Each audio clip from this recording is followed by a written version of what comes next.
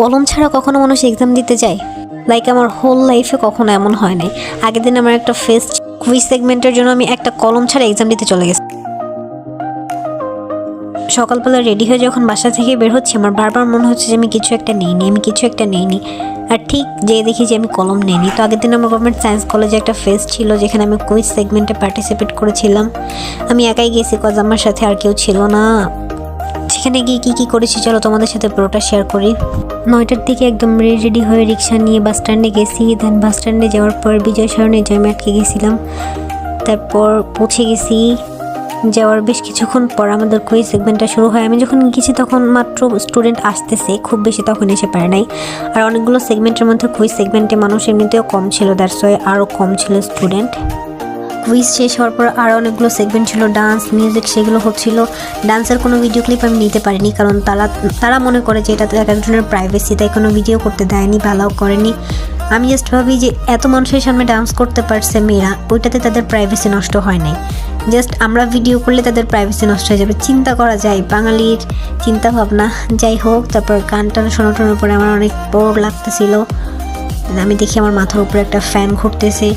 But আমি কি করছি, আমি সুন্দর মতো ইন্টারন্যাশনাল অ্যাফেয়ার্স, তারপরে হচ্ছে কারেন্ট অ্যাফেয়ার্স থেকে জোবাইর জিকে থেকে অনেক কিছু পড়ে গেছি। আর এত কি বলে সিলি টপিক থেকে কোশ্চেন আসছে, আই ওয়াজ লাইক এটা তো মানে কি বলে আউট অফ থিঙ্কিং। যাই হোক, এক্সপেকটেশন অনুযায়ী এক্সাম খুবই খারাপ হয়েছে। তারপর বসে বসে গান শুনতেছিলাম, আর কি করব, আর কাউকে চিনি না, কারোর সাথে কথা বলতেছিলাম না। আমি হচ্ছে খুব বেশি ইন্ট্রোভার্টও না, আবার খুব বেশি এক্সট্রোভার্টও না, এই দুইটার মাঝখানে যেটা আমি হচ্ছে সেটা।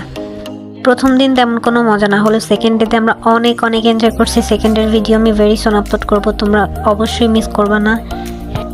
একা ফার্স্টে আমার খুবই বোরিং লাগছে, আমি ভাবছি যাবো না। দেন সেকেন্ড ডেতে আমার একটা ফ্রেন্ড বললো যে আসো, মজা হবে, তুমি তোমার ফ্রেন্ডদেরকে এখানে অ্যালাউ করতে পারবো। আমি আমার বেস্ট ফ্রেন্ডকে তার নিয়ে গেছিলাম। হোয়াট, আমরা যত রকম ড্রেসই পরি না কারণ ইউনিফর্মে আমাদের সব থেকে বেশি কিউট লাগে। আমি এখানে দাঁড়ায় ক্যামেরা অন করার পরে দেখি আমার মাথার উপর কতগুলো গাছ, তো ভাবলাম একটা ক্লিপ নিয়ে নেই। যদিও প্রোগ্রামে গিয়ে মোটামুটি অপরিচিত অনেকজনের সাথে পরিচয় হয়েছে, এইটা একটা প্লাস পয়েন্ট যে নতুন জায়গায় গেলে নতুন মানুষের সাথে পরিচয় হয়, কথাবার্তা হয়, এটা অনেক ভালো একটা দিক। দেন 12টার দিকে আমি বের হয়ে যাই, কজ এক্সাম শেষ হওয়ার পর আমার আর ভালো লাগতেছিল না এখানে বসে থাকতে একা। দেন আমি সুন্দর মতো বাসায় চলে আসি। আর এদিকে আমার মাইগ্রেনের পেইনে আমার অবস্থা খারাপ, আবার বিজয় সরণির জ্যামে আটকাইছি বাসের মধ্যে। তারপর সুন্দর মতো আমি লক্ষ্মী বাচ্চার মতো বাসায় চলে আসি। কিন্তু বাসায় আসার আগে আমি রাস্তায় ফুচকা পেয়েছি, আর ভেলপুরি ফুচকা দেখলে আমার না খেলে হয় না। দেন আমি সুন্দর মতো একটু বেশি করে ঝাল দিয়ে খেয়ে বাসায় চলে আসি।